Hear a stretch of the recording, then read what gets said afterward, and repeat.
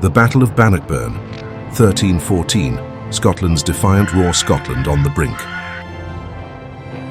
In the early 1300s, Scotland's independence hung by a thread.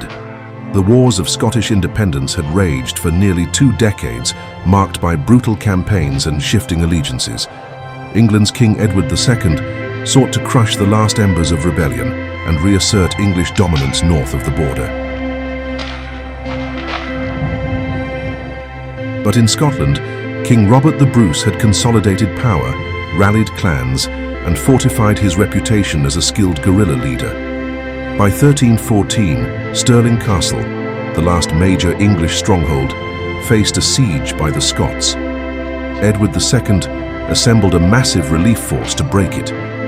The stage was set for Bannockburn, not merely a clash of armies, but a collision of ideas about freedom, sovereignty, and military innovation that would reshape medieval warfare forever.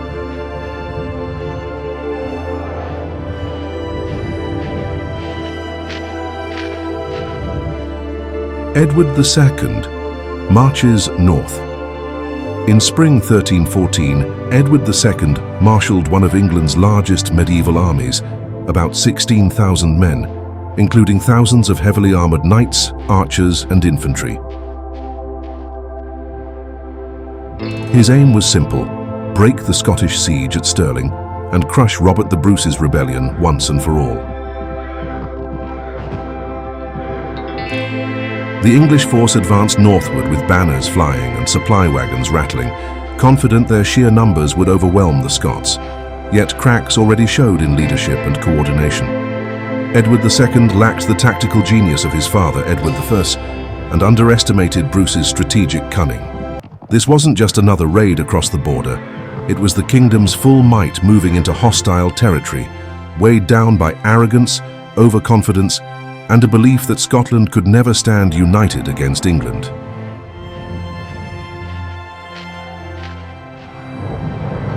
Robert the Bruce prepares.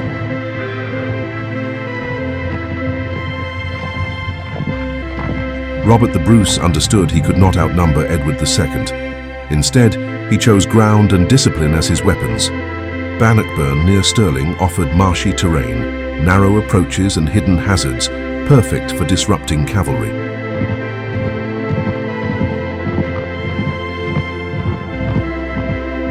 Bruce drilled his men into schiltrons, dense formations bristling with spears, a tactic designed to neutralize charging knights. He inspired his army with speeches about freedom, dignity, and the survival of their homeland.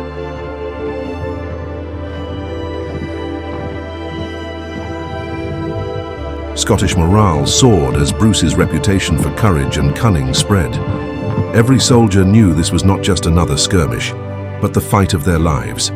If Stirling fell back to England, Scotland's independence would wither.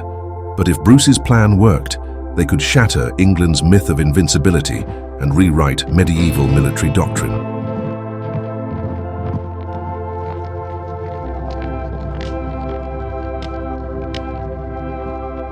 The eve of battle. As June 23rd approached, tension blanketed the Scottish encampment. Fires burned low as soldiers sharpened weapons and whispered prayers. Across the field, the English army's tents stretched for miles, an ocean of steel and heraldry.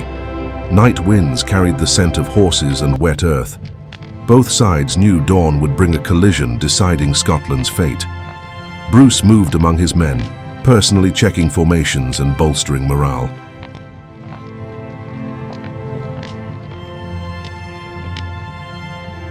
Edward II, meanwhile, relied on his nobles to maintain order, but rivalries and arrogance festered.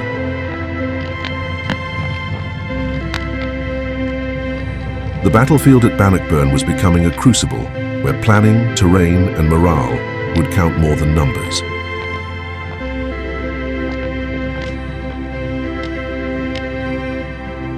The calm before the storm underscored the gravity of the coming clash. Two nations poised on the edge of transformation.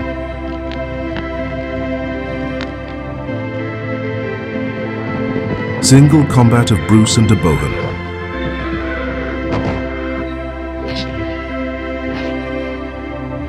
On the morning of June 23rd, a dramatic moment set the tone. Sir Henry de Bohun, an English knight, spotted Robert the Bruce inspecting his lines on horseback with only an axe.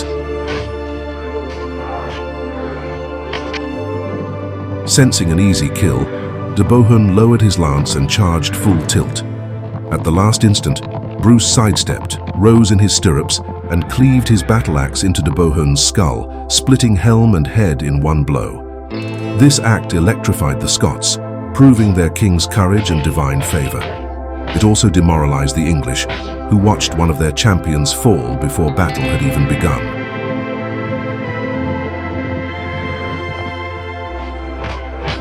The duel became legend, symbolizing Scotland's defiance and Bruce's personal leadership at Bannockburn, courage embodied before thousands of men on both sides.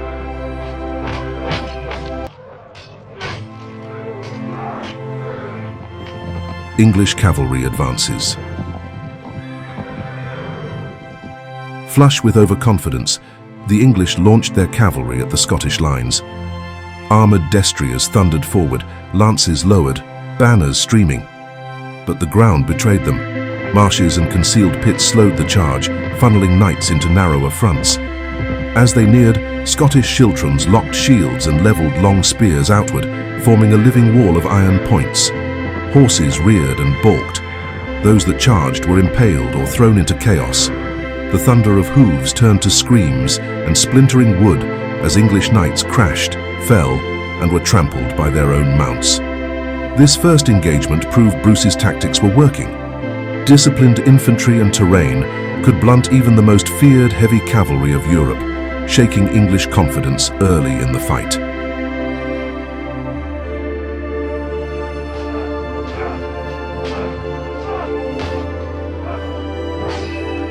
The schiltrons, holed Scottish schiltrons drilled to perfection, stood immovable as iron hedgehogs. Spearmen pressed shoulder to shoulder, bracing for the impact of knights. Their discipline astonished observers. No gaps, no wavering lines. Behind them, reserves rushed forward with fresh spears, plugging any breach. English cavalry circled like predators, but found no weakness. This was the revolution of Bannockburn. Ordinary infantrymen properly trained and inspired, holding against Europe's elite armoured warriors. Arrows whistled overhead, shields thudded with impacts. Yet the Scottish formations absorbed every assault. Their cohesion and morale grew, while the English suffered mounting losses. What had begun as a test of courage was becoming a textbook in defensive warfare, elevating the common soldier and undermining centuries of feudal military assumptions.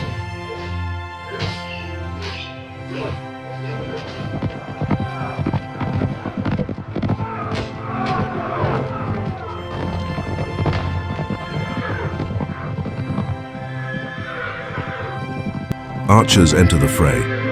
Edward II unleashed his longbowmen, England's most feared weapon. Arrows rained down in dark clouds, aiming to break the schiltron's cohesion. But Bruce anticipated this and deployed light cavalry to harry the archers. Swift Scottish horsemen charged from cover, scattering bowmen before they could settle into lethal volleys. This maneuver preserved the schiltrons and tilted the tactical balance further. Bannockburn was proving not only a test of courage, but a chess match of timing and mobility. By denying the English their ranged advantage, Bruce ensured the infantry fight remained paramount. Each Scottish counterstroke deepened English frustration, demonstrating that Bannockburn was no reckless stand, but a carefully choreographed defense rooted in terrain, discipline, and tactical foresight.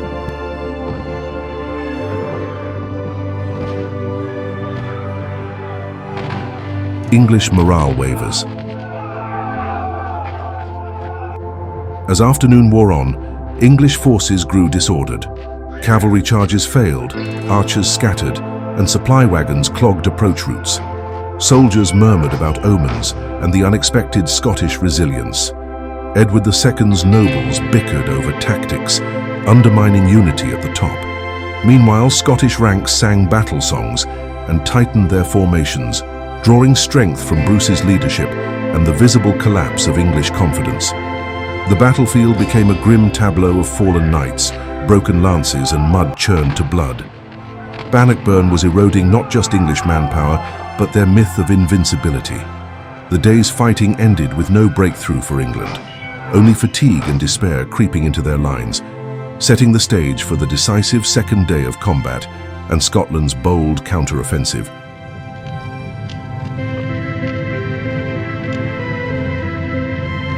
Night between battles' darkness cloaked Bannockburn as both armies licked their wounds. Campfires flickered under a star-choked sky, casting nervous shadows across men's faces. English soldiers whispered of disaster. Scottish fighters spoke of destiny. Robert the Bruce convened his commanders, reinforcing tactics and boosting morale. Edward II's camp, by contrast, was riven by doubt and fear. Supplies dwindled, horses lay dead, and nobles questioned the king's judgment. The night air held a charged stillness, the awareness that tomorrow would decide everything. Across the battlefield, the dead lay unburied, silent witnesses to the coming storm. Bannockburn was no longer just a siege relief effort. It had transformed into an existential struggle for Scotland's future and a defining moment for medieval warfare itself.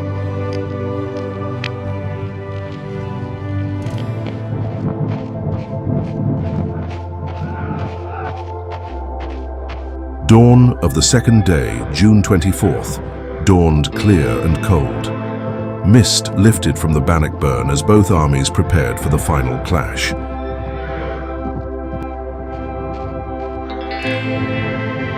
The Scots emerged from their encampment singing psalms, banners of St. Andrew fluttering, morale at its peak. Bruce ordered his schiltrons forward, no longer waiting defensively, but advancing with measured confidence. This bold move shocked the English, who had expected the Scots to stay put. Edward II tried to rally his troops, but confusion reigned. The sight of disciplined Scottish infantry advancing across open ground signaled a reversal of medieval norms. Foot soldiers taking the initiative against knights. The second day was to be no mere repetition. It was a counterstroke that would redefine the battle and cement Bruce's legend.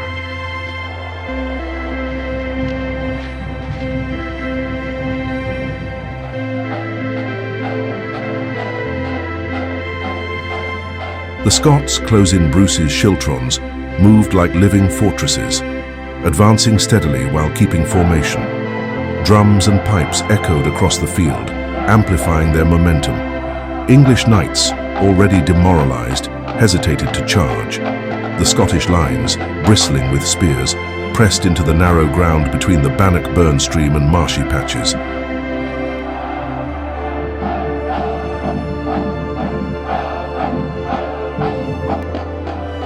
This forced the English into an even tighter, chaotic space. Archers found no clear shot. Cavalry had no room to maneuver. It was a masterclass in battlefield geometry, Bruce turning the terrain into a weapon as potent as any sword. With each step forward, Scottish confidence grew, and English panic deepened. The initiative had shifted entirely, marking one of the rare moments in medieval warfare, where infantry dictated the tempo to cavalry.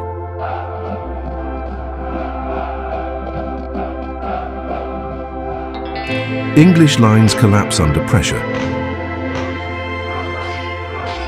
The pressure became unbearable. Packed shoulder to shoulder, English knights and infantry found themselves unable to retreat or regroup. Horses slipped in mud, crushing fallen men beneath iron-shod hooves. Panic spread as Scottish spears jabbed relentlessly, each push breaking morale further. Edward II's standard wavered, his commanders shouting contradictory orders. In contrast, Bruce's leadership shone. Calm, clear signals kept the Scots moving as one. For the first time, England's feudal elite tasted what it meant to be encircled by disciplined commoners. The noise of clashing steel turned to screams of desperation. Bannockburn was not only breaking the English army physically, but dismantling centuries of assumptions about who truly ruled the battlefield. Mounted knights, or determined infantrymen fighting for freedom.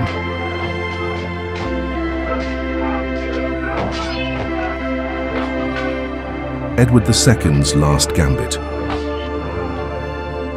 Desperate to regain control, Edward II attempted a final counterattack.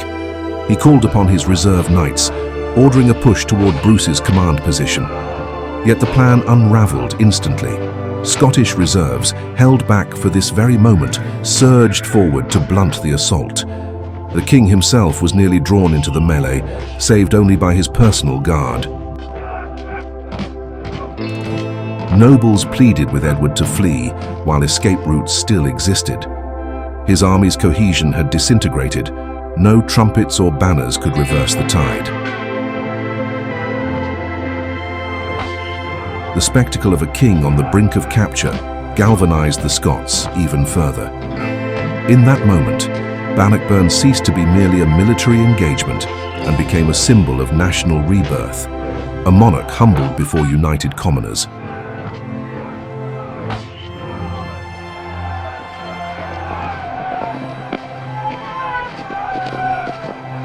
The English rout. By midday, the English army broke. Men abandoned weapons, plunging into the Bannockburn stream or running for the Stirling Road.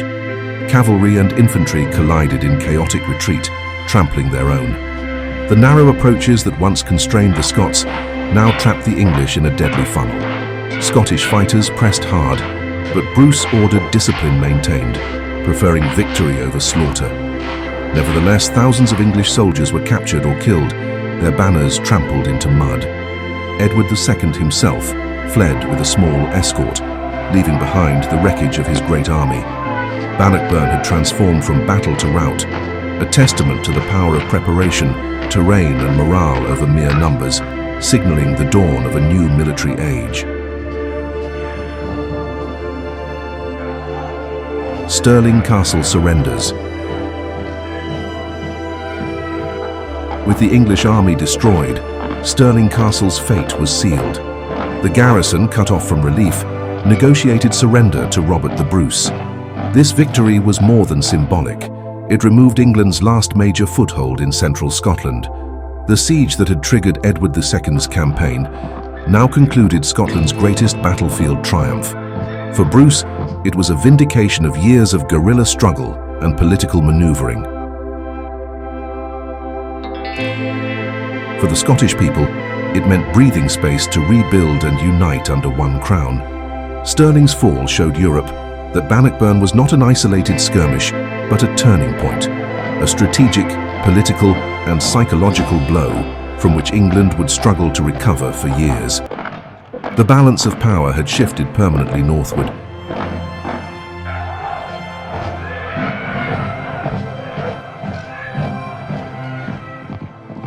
Political shockwaves across Europe. News of Bannockburn raced across Europe, stunning monarchs and military strategists. The myth of the invincible knight shattered. Infantry armed with discipline and spears had humbled the mightiest cavalry. France, Flanders, and the papacy took note, recalculating alliances and tactics. Robert the Bruce's reputation soared internationally, securing diplomatic recognition that Scotland had long been denied. English barons, enraged by Edward II's failure, increased pressure on his rule, sowing seeds of domestic unrest. Bannockburn was not just Scotland's victory, but a paradigm shift, demonstrating that the feudal order could be challenged from below.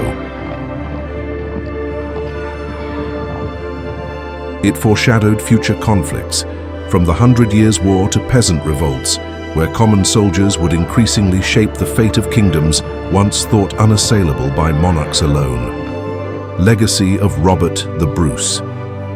Robert the Bruce emerged from Bannockburn not only as Scotland's king, but as a model of adaptive leadership. He combined guerrilla tactics with conventional battle discipline, understanding terrain, morale, and timing better than his enemies. His victory secured Scotland's independence for a generation and inspired nationalist movements centuries ahead of their time. Bannockburn cemented his legend as the architect of a new Scottish identity, one built on unity and self-determination rather than fragmented clan loyalties. Even England's chroniclers begrudgingly admired his skill. The memory of Bruce at Bannockburn became a lodestar for future struggles, a reminder that ingenuity and resolve could overcome even the greatest odds. His reign after the battle marked a high point of Scottish sovereignty. Bannockburn's military lessons. Bannockburn redefined medieval warfare. The schiltron proved that disciplined infantry could resist and even defeat mounted knights, a lesson soon echoed at Crecy and Agincourt. Commanders across Europe began experimenting with mixed forces, integrating pikes, longbows, and defensive formations. The battle also underscored the power of morale and leadership.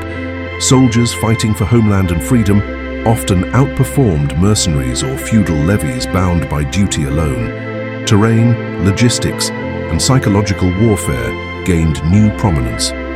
Bannockburn was not only a Scottish triumph, but a textbook in tactical innovation, heralding the gradual decline of heavy cavalry dominance and the rise of organized infantry as the backbone of European armies for the next 3 centuries. Scotland's defiant roar Bannockburn echoed far beyond its fields.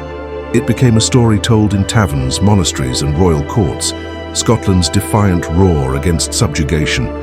The victory gave breathing space for the Declaration of Arbroath in 1320, asserting Scotland's sovereignty before the papacy. It also inspired future generations to resist domination and cherish national identity.